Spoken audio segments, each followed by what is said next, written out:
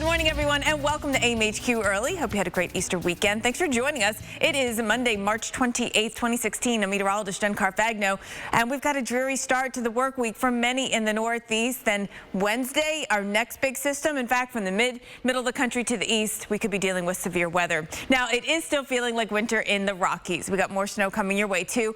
Year. Congrats to you. Feeling a little icy maybe for some, a little frosty because you're scraping your windshield this morning.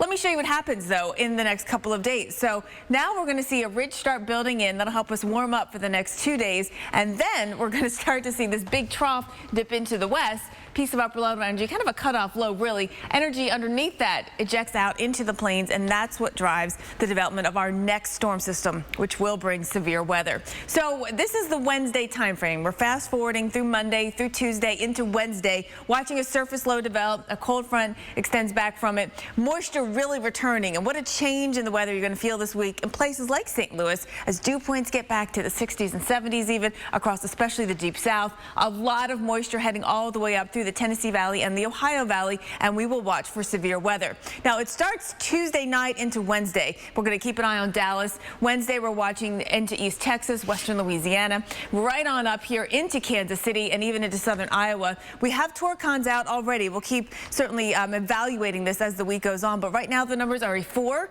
up there into Iowa, eastern Kansas, and much of Missouri. We've got a 4 as well, and then we take it down back into Oklahoma and into western Arkansas, a 4 out of 10 on the torcon. So an early heads up that this next storm system crossing in will bring hail and the threat for damaging winds and the threat for tornadoes. Now Thursday, as the system tracks east, it's going to be a lot of thunderstorm activity. We're going to be watching that moving into parts of the Northeast and into the Southeast. By Friday, the front extends back here into the Carolinas and South Georgia, the Gulf Coast, in for another wet end to the week. Could be a big rainmaker, actually. It's going to be, I think, another big concern by the time we get to the end of the week.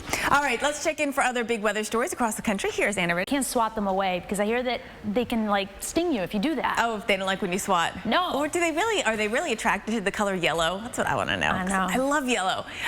Anyway, let's take you out to the next story we're tracking, which is temperatures across the south. So let's look at Memphis. You wake up this morning, we're in the upper 40s. It's a cool start out here, 46 degrees right now in Memphis, but warming up pretty nicely. A lot of sunshine returning here. So let's track your forecast across the south. Memphis, just one spot we're watching. You know, I know we have a lot of clouds, sort of low cloudiness and murkiness and fogginess, places like Atlanta. We'll get to kick that out by later today. New Orleans, you're feeling a bit in the fog as well. I mean, we can't help it right after all the rain we had all weekend long across the Gulf Coast. You know, finally we'll see some breaks in these clouds this afternoon. You can see that we'll get some breaks in the clouds. Showers and thunderstorms should be confined to central and south Florida and maybe a couple of showers in eastern North Carolina. But otherwise, let's break out of the clouds. It might take a good chunk of the day to do that, but we will see some sunshine out there. Memphis, for us, we'll get the sun earlier. You can see our sun out by this morning. It's one of the reasons why we've been able to cool off so much is those clear skies, and our temperatures going up into the mid-60s later this afternoon. Very comfortable Monday for you here in Memphis. So looking good across the southeast, getting a break from the rain, Anna Ritt, because later this week, end of the week especially, we'll have some rain